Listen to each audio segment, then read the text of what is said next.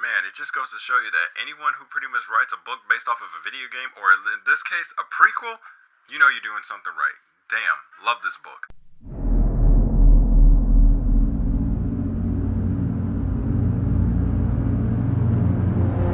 What's going on, guys? This is Crazy Kent, and today I'm here to bring you another book review, and this one is actually based off of my favorite video game series, which is Bioshock. I love Bioshock. It is my favorite game of all. Not like my most favorite game, like not the only game that I would sit down and play over and over. I played other games, but this one is right up there as probably one of the best games that was ever made. I love it. I love the feel of it. I love the story behind it. I love the mystery behind it. And then when I found out that this was a book that was actually a prequel of the series, well, not the whole series, just the first and the second game, I was like, you know what? Let me go ahead and give it a shot. And oh my God, it took me for a loop. It took me a while to finish this book because it's like the first book I read in a long time with over 400 pages. And, I've been busy with work and so on and so forth and trying to make other YouTube videos to the point where I haven't really sat down and read it as much. But this is a really good book. I'm honest to say, like, I thought that it wasn't going to keep my interest for long, but it certainly did. It literally did. It kept me on my feet. It kept me guessing and so on and so forth. And, I enjoyed it, and also when you pretty much turn to the front of the page, it pretty much has this little dedication. I love it. It says dedicated to the fans of Bioshock 1 and 2. That's how you know somebody put their love and their love and heart for the fans of this series. So thank you, John Shirley, for writing this book, and I actually enjoyed it. So anyway, like I said, Bioshock Rapture, it's the prequel to the first Bioshock as well as the second Bioshock. This pretty much sets up the story of classes, how Bioshock City, Rapture, pretty much came into play, how it was built, and during the first stage of it, how it was pretty much like, prospering and so on, and how did the city itself pretty much fall to ruin, and how did everyone turn crazy and whatnot. So I'm just going to go ahead and let you guys know this video is going to be filled with heavy spoilers. So this is your spoiler warning. If you have not played the first and second Bioshock, if you do not know anything of what goes on in the games, but you are either planning on playing it, or if you haven't finished the games, or if you don't know anything about it, but you want to jump right into it, I'm going to go ahead and let you know not to watch this video, because I'm going to get into a lot of spoiler territory, and I don't want to spoil you guys. It's kind of like me reviewing a Marvel book that's based off of the MCU, and then next thing you know, I just told a lot of stuff that happened, and I kind of spoiled it for you. But yeah, anyway, this is your spoiler warning, and if you're still watching the video, then you probably already know what happened in Bioshock, or you probably played the game. But if you haven't, don't watch this video. Just let you know. Okay, so without further ado, let's go ahead and get right into the notes, as well as pretty much talk about some of the things I like about the book and so on. And the author who wrote this is John Shirley. Now, Shirley's writing consists of mostly science fiction, and he's also written a historical novel, and it's called Wyatt in Wichita. And here's one thing I didn't even know about. He actually was known for his work on the screenplay of The Crow, and the only irony to that is that that is literally one of my most favorite movies of all time. You can fight me on this one. You could say the MCU has better movies. I don't care. Screw you. The Crow is a better movie. Screw you. But anywho, he's also won a couple of awards too. Like, for example, he's won the Bram Stoker Awards for his horror literature, and he's also won the Locust Awards for his science fiction work.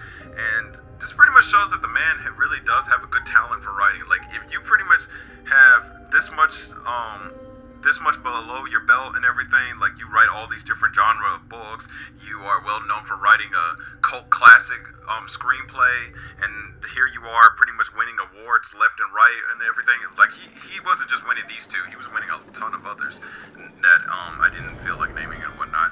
But yeah, if you want to take a look at his background and everything, it's all there, because this man, he surprised me though. I did not know this man was writing books for that long and everything. Let's get right into the story of it. The story takes place in the Bioshock universe at the end of World War II, where Andrew Ryan, a businessman, he pretty much, after seeing the nuclear devastation of both Japanese cities and pretty much seeing mankind being a plague amongst itself, Ryan has decided to pick an alternative, a safe haven amongst the waves of the Atlantic Ocean, to which the chosen few will live their lives from the war, from government, and even from religion.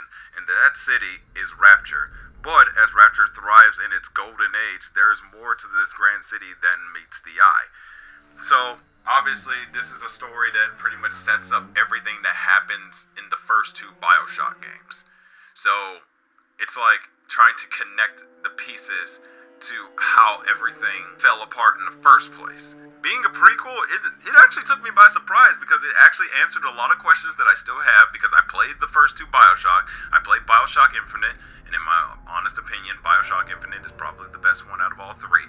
And it answered a lot of the questions that I had, like what gave Ryan the idea to make this city other than the government and the religion and all this other stuff that he felt like was holding mankind back. And it was the fear of nuclear war and whatnot, because it was actually the fear that it will come a time where mankind will wipe itself out with its nuclear weapon. He's trying to build a city to where people will have that safety to pretty much be away from it and whatnot. And also it goes into a little bit of detail about his childhood, because we all know that he was from Russia and he escaped from like the Soviet Union and whatnot, and he came to New York City and then he made his fortune there. And I kind of liked it. And the story told here, it shows how the things that he was exposed to on land as both a child and as an adult, it pretty much gave him enough reason to pretty much build a city underwater. And I actually like that, as well as what happened later on that pretty much like explained how did the city fall apart in the first place. Which leads me to my thoughts on this, and I pretty much stated that the story is just like the games that it's based off of, and the story somehow leaves more and more clues for you to find and to figure out what's going to happen, and it keeps you guessing of what will happen to the characters in the book. And as I turned each page and finished the chapter, I felt like I was getting closer and closer to the truth and to the answer of the mystery of the book. It's like little stepping stones and like little pebbles that pretty much leads you to the big question, which is what led to the fall of Rapture. And it pretty much answered my question all there, and I'm glad it did and everything. I'm gonna try my best not to go into too much detail. I can only do so much. But like I said, if you haven't played the game, oh well, I'm sorry. I'm sorry if I spoiled it for you, but hey, you're still watching the video. Not my fault. So, then we go on to the next part of the book, which is the narrative. And the book is told from many different point of views in the story.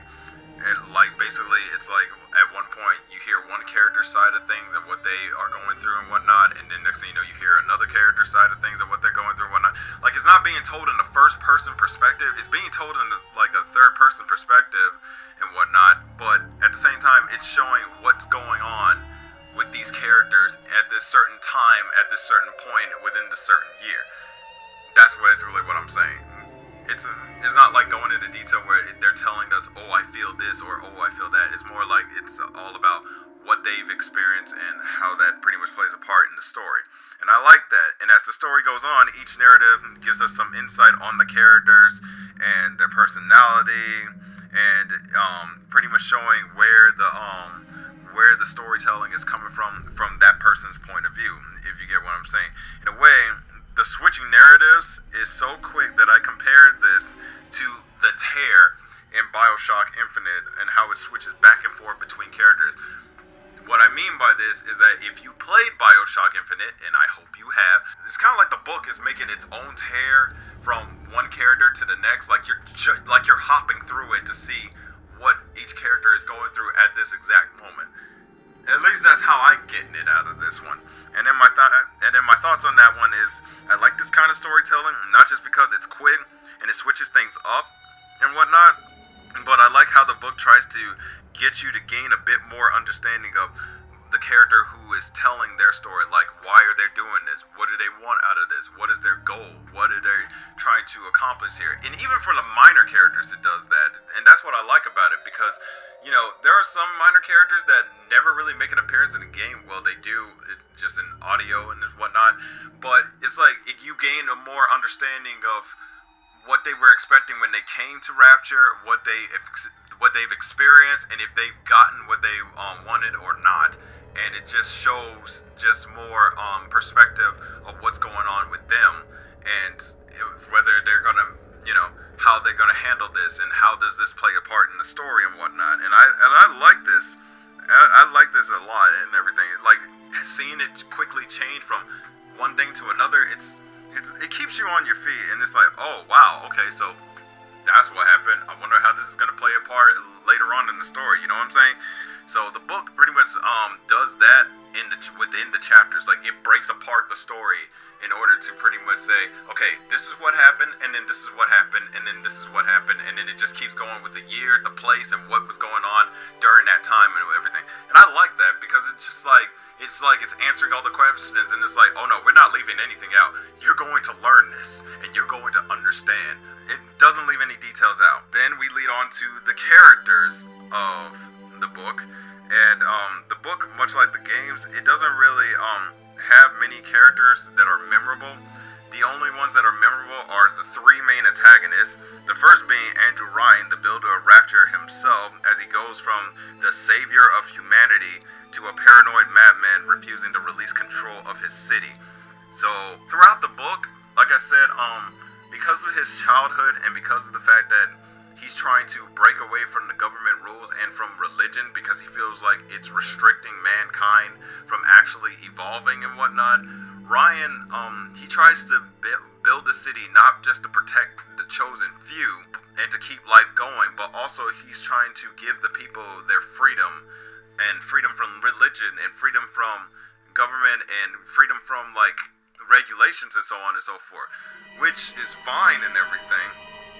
But when you do this, it literally makes people go insane. Because, yeah, there are times when the government can be messed up and everything, but sometimes you do need the government in order to keep things in line within, the country, within a certain country, or within a certain place that you're in. Sometimes the government works, sometimes it doesn't, but basically what I'm saying is you're gonna need some sort of structure in order to keep things from falling apart. But Rapture has no structure. There is no structure. When you give people the freedom to do what they want, of course it's going to have a backlash, as people will pretty much like use that rule to their advantage and whatnot. And not to mention the fact that this man is so paranoid that this paranoia, you've seen it throughout this book as it pushes people away from him, like his friends, the people he trusts and everything. Like he becomes a paranoid mess, all because of the fact that how he's running the city, it just doesn't even work. I never really saw Andrew Ryan as a really big bad villain, like, oh yeah, he deserves to die and whatnot, but I do see him as sort of like a fallen idol. Like this was a man who built his ideals as part of the city, and then now he's become a stark raving lunatic like everyone else he's kept down here. And that's another thing that pretty much got me, is that another rule that he pretty much put up is that once you come into Rapture, you can never leave, which is a dumb rule because that will lead to people being paranoid. That will pretty much lead to people feeling isolated, and this will lead to people going insane and whatnot. Not to mention the fact that how he runs the city, he doesn't do a good job, I will be honest to say. But I'm going way too into detail about this. Like the second antagonist of the book is Sophia Lamb, who is a leading activist that believes that the city can be led into a newer era where it will show more prosperity. She believes herself to be a successor to Andrew Ryan, to where he will fail and she will step in, which is what led to the events of the second game. And she was brought in just so she could pretty much like use her counseling expertise in order to calm down the people of Rapture, but instead she uses their paranoia and she uses their hard struggles, because in a city that where you have to literally work in order to pay your wages or to pretty much make your business, and if you don't make it, you wind up even more poor. That's gotta suck. So she uses that to her advantage to build her activist movement against Andrew Ryan, and now she wants to take the city because she thinks that Rapture can be led into a newer, better era in which it will thrive. And then we get to the third antagonist, which is Frank Fontaine, who is also the main antagonist in the first game. And this pretty much shows how he has come to Rapture, and now his only goal is to take the city away from Andrew Ryan. You're probably wondering, how does he do that? Well, for those that probably played the game, you probably are familiar with plasmids, which are like those little drug things where you stick it into your arm and it lets you do whatever you want. You can create fire, you can create ice, you can create lightning. It's the kind of drug that alters your DNA, but like any other drug, you get hooked on it. So, of course, Fontaine was the one who created the plasmids and everything, and he uses that to pretty much create splicers, which are individuals in the city that get really hyped on the stuff to the point where they literally, it becomes an addiction for them. So, of course, they'll do anything for the stuff. So he uses that to turn most of the population of Rapture into crazy addicts to where they will literally kill each other or kill innocent people in order to get their fix. It's kind of like a coke addict. They will do anything to get their fix, even commit violent acts. He uses this drug and he uses the splicers to turn the city upside down and to go crazy, just so Ryan can lose control of the city, so that way it will be easier for him to take it. There was only one character I actually love in this, and the funny thing about it is he was hardly even mentioned in the original game, and that's Bill McDonough. I think I said his name right. I feel like this was more his story than it was anyone else's. I mean, yeah, this is basically a story of how Andrew Ryan created a city to where it's cut off from the rest of society and whatnot, but I feel like this is more a Bill's story, because the story basically starts up with him pretty much working on plumbing and everything. He meets Andrew Ryan. Andrew Ryan likes the way Bill thinks and everything, and also he thinks that he's a man that he can trust, and a man that he feels like he can pretty much relate to. So Andrew Ryan gives him a job and moves him up, and then once Rapture is pretty much built, he's doing all right for himself. He now has a family and whatnot, a wife and a girl and whatnot, and then you get to watch from his point of view how the city that he loves is pretty much going downhill and whatnot, and you're there with him until the end of his story. And how does his story end? I'm not going to say, because again, that's spoiler. I can spoil so much for you, but I'm not going to spoil this one. You're going to have to either play the game or most likely read the book to find out, because this is more his story than anyone else's. But I enjoy Bill as a character, and seeing him pretty much try to keep himself sane, not just for his family, but for his own well-being, seeing him pretty much like witnessing all of this, it makes you feel sympathy for him too, because he's stuck here just like everybody else, but at the same time, he still tried to retain that Rapture will become, a prosperous city like it was promised to be. And it leads on to my thoughts about that.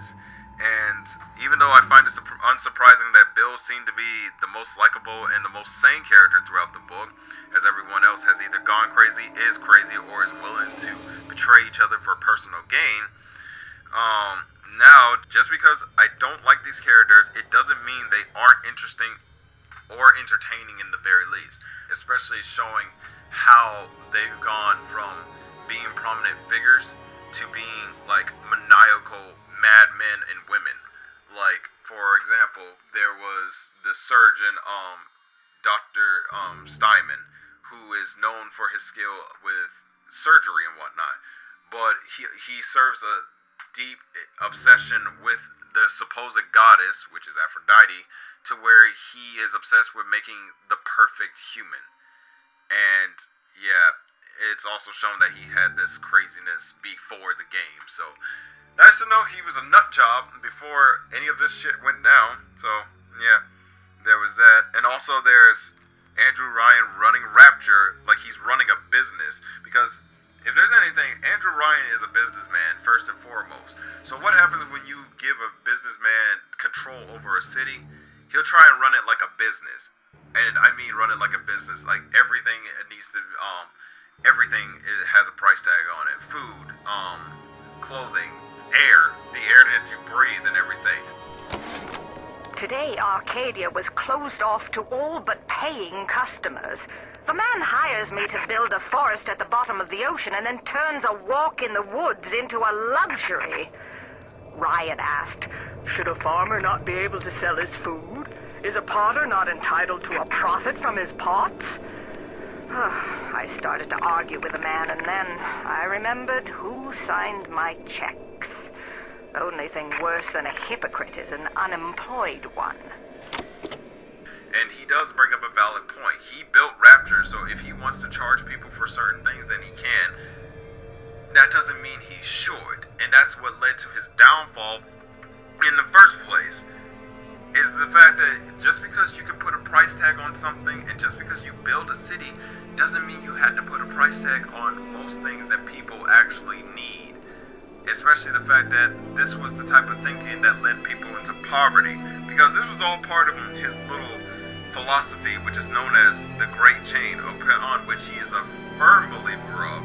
And basically this philosophy is to which each worker and consumer influences the economy through his or her natural endeavors to produce, buy, and sell, which creates a movement that every person is part of, which is known as the link. So basically he's saying that people who are invested in building and buying and selling within an economy, they are part of the Great Chain. Each person is like a link that pretty much sends the Great Chain in a forward movement of wherever it's going. That may work in a business standpoint, but not in a city standpoint. That's not how shit works. You can't just expect somebody to just come into your city and then next thing you know, they can make money and then just build off of it and then make a prosperous economy. That's not how this whole thing works. That's not how it works. And then next thing you know, most of the population has gone into poverty in the first place, and that pretty much is what gained other active groups a lot of fuel in order to pretty much like go against Ryan in the first place.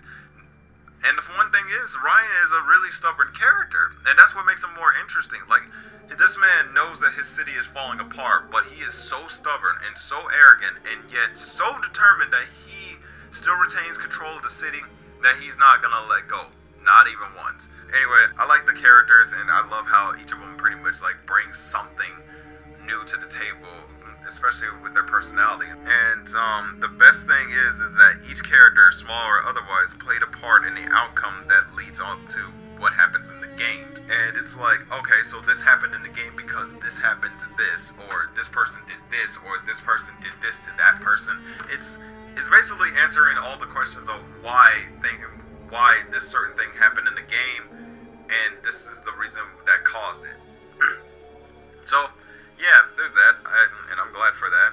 So with all that being said, it leads up to my final thoughts about the book, and honestly, I absolutely love this book. I really, really do. Like, Bioshock Rapture is a definite must-have for the fans of the series. And for mystery fans of literature, they will definitely get a kick out of it. And it keeps you guessing on who's gonna die, what will this person do, and what action will lead to the end result. But also, it will keep you on the edge of your seat all throughout the story. Because as you pretty much read on, you start to pretty much experience things like you won't actually see it or hear it, but the book will give you a glimpse on certain things that are just not really for the faint of heart. But if you're into certain things like that, it's pretty much enjoyable to pretty much sit there and be like, oh my god, what happens next? So what the hell is going on and everything? And I love how the book goes into detail about how plasmids were made, how the little sisters were made, how the big daddies were made, and what purpose that they have for protecting the little sisters and whatnot. And it just answers all the small questions about the game that you've always wondered about. And I love that about this book. Like, it doesn't go into further detail about it, but it does go into a good bit of detail and everything. And as you continue, you feel the tension and you want to keep going to see what will happen next, and it will provide a little good insight on what you will see later on in the games. So even if you haven't played the games and everything, and if you read the book first, at least it will pretty much like set things up for you to where once you pretty much start playing the game, you will see how this thing that happened in the book happened in the games as well. So, and even if you're not going to play the games, it's still a good read to enjoy. Like, I enjoyed every single moment of it.